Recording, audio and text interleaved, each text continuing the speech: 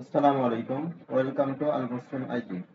আমরা আজকে দেখব যে আমার ক্যানভাসে যে একটা শেপ ডিজাইন করা আছে, এই ডিজাইনটা আমরা কিভাবে করতে পারি।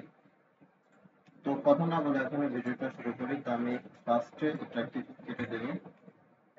প্রথমে যাব আমি এইখান থেকে রেক্টেঙ্গুলার টুল, এইখান থেকে ইলিপস টুল, শিফট এবং অল বাটন চেপে ধরে এরকম একটা আমরা ইলিপস ড্র করব। ড্র করার পরে আমরা এখান থেকে ফিল কালারটা অফ করে দিব এবং এইখান থেকে রোটেট টুলে যাব। রোটেট টুলে যাওয়ার পরে মাঝে দেখতেছেন যে অ্যাঙ্করটা আছে, এই অ্যাঙ্কর সোজাসুজি এটাকে সেন্টার বা অ্যাঙ্কর পয়েন্ট বলা হয়।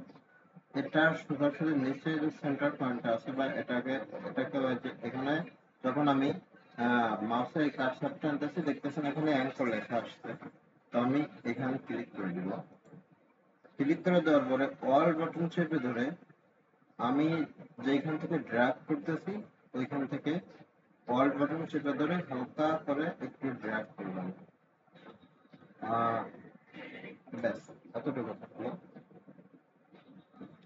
তো আমি এখানে প্রথমে কালো কালারটা আমি চুজ করে দিব যাতে আমার মানে ভালো আমি বুঝতে পারি। তো যাই হোক, এখানে আবার ক্লিক করে দিলাম।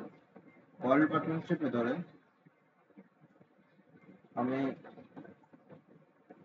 এতটুকু রাখলাম।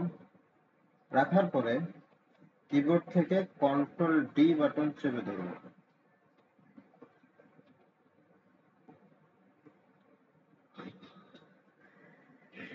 এখন আমরা সিলেকশন টুলটা সিলেক্ট করব এবং পুরোটাকে সিলেক্ট করব এবং এখান থেকে গ্রুপ করে দিব। গ্রুপ করে দেওয়ার পরে আমরা যাব স্ট্রোক কালারে। স্ট্রোক কালার থেকে এটাকে আমরা এই কালারটা দিয়ে দিলাম এবং মাঝে যে অংশটা দেখতেছেন আমরা একটু এটাকে সাদা করে দিব, তাহলে কিন্তু আমাদের ডিজাইনটা কমপ্লিট হয়ে যাবে। তো আমি এর মাঝখান থেকে এখান থেকে ইলিপস টুলটা আবার সিলেক্ট করে ঠিক মাঝখান থেকে আমি এই অ্যাঙ্কর থেকে শিফট এবং অল্ট বাটন চেপে ধরে এতটুকু নিলাম এবং এটাকে ফিল কালার দিয়ে দেবো, হোয়াইট কালার। তাহলে দেখতেছেন যে আমার ক্যানভাস যে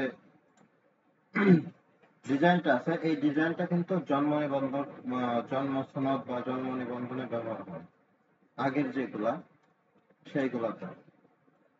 তো অবশ্যই ভিডিওটা দেখে আশা করি ভালো লাগছে। আর এটা কেউ খারাপ কাজে ব্যবহার করবেন না, কারণ অনেক সরকারি কাজে এইসব লোগো গুলো ব্যবহার করা হয়। ধন্যবাদ, ভালো থাকবেন। আসসালামু আলাইকুম।